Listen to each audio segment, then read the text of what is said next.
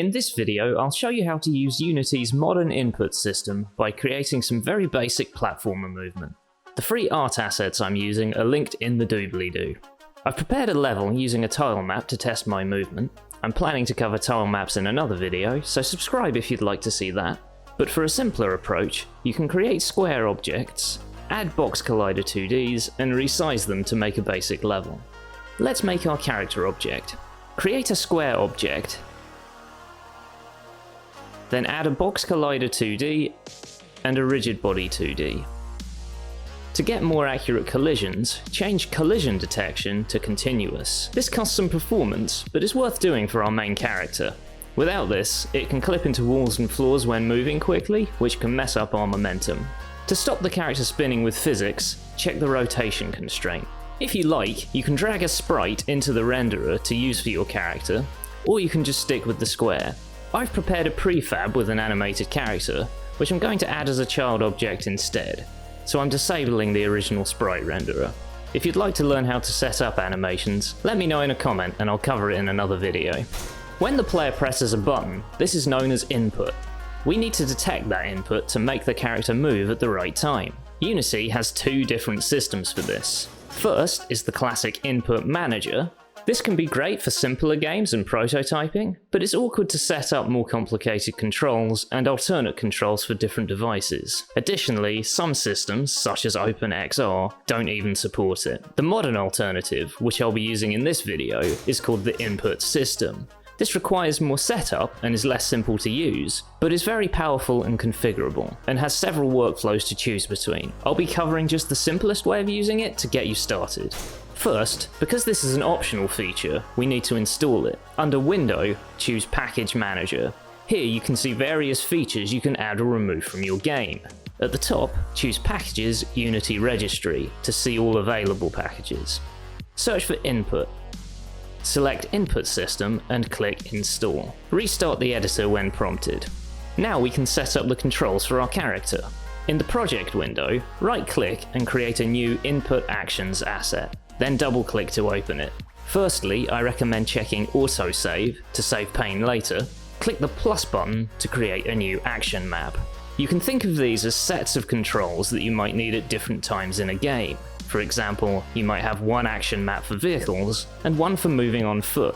In our case, we will only need the one, which I'll call platformer. Unity automatically adds our first action. Actions represent the things the player can do, such as moving or jumping.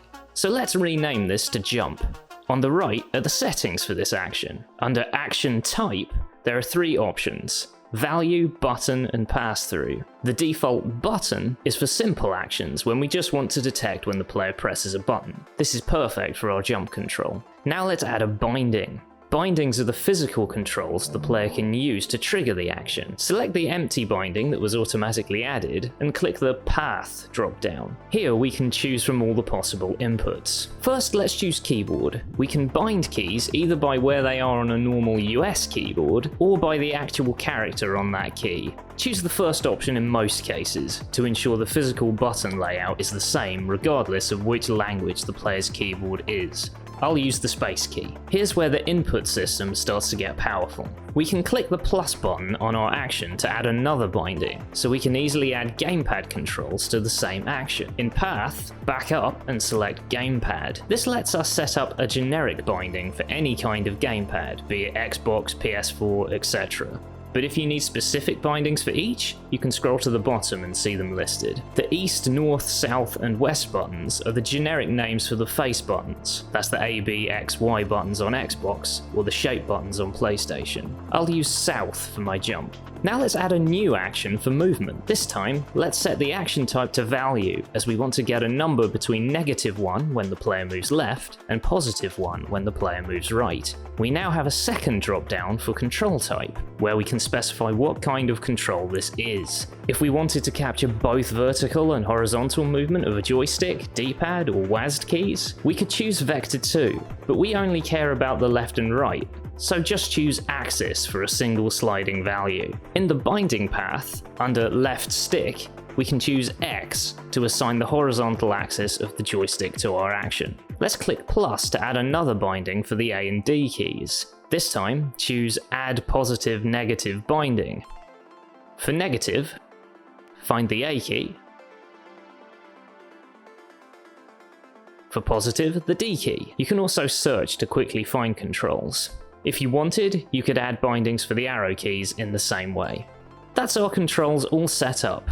To use them, add a player input component to the character and drag our controls asset into the action slot. We won't need to change anything else here, but let's quickly look at the options for behavior. This gives us 4 different ways to detect the actions in our code. The default send messages lets us add functions to our script with the names listed below, similarly to how we would use messages like on collision enter or on enable. The other options give us ways to use the actions via events.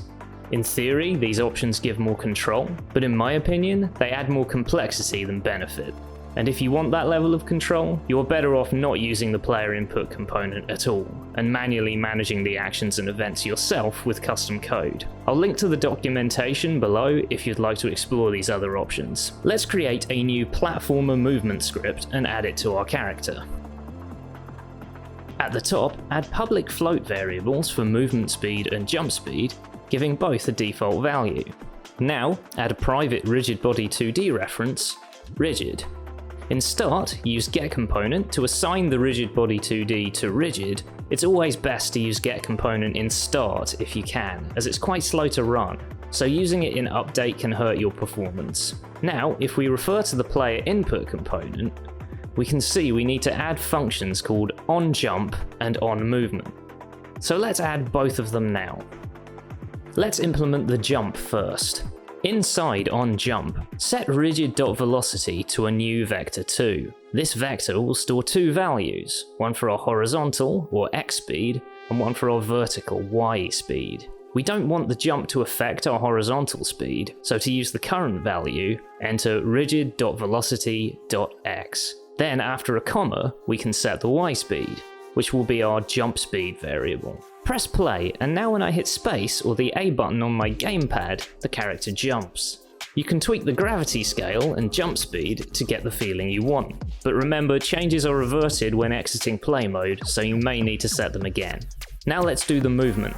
This will be slightly different as we need to get the value representing the joystick position or the direction chosen with A and D. To access values from actions, we need to add using UnityEngine.InputSystem to the top of the script. Let's also add a private float to store the movement input. Now, inside the brackets for onMovement, add input value, value, to specify that we want to access the value by that name in this function. To read the input value, type value.get. Like getComponent, this requires that we specify the type of variable we want in triangular brackets. Enter float, as we're expecting a number with values after the decimal point. This function will only get called when the input value changes, so it will be no good trying to set the velocity here, as then the character will only move when you first press the key, and not when holding it down. Instead, let's set the movement input variable to the input value. Now in update, we can make sure the character moves every frame by setting the rigid.velocity to a new vector 2 again. This time we only want to change the horizontal x value to the movement input multiplied by the movement speed variable, and after the comma, set the y value to the current rigid.velocity.y so we don't interfere with our jump code or prevent the character from falling. Now in play, I can move and jump, but if I hit a wall, I get stuck because of friction. To resolve this, in the project window, create a new 2D physics material. Set the friction to 0, and then drag the material into the character's rigid body. Now we can run and jump without getting stuck. Right now, the main issue is that the character can jump forever in the air. If you'd like to learn how to fix that, take a look at my video on ground detection. But otherwise, that wraps up this video. If you found this useful, please click some thumbs, and if you have any topic requests, leave a comment below. To see my next tutorials, don't forget to click the bell and subscribe.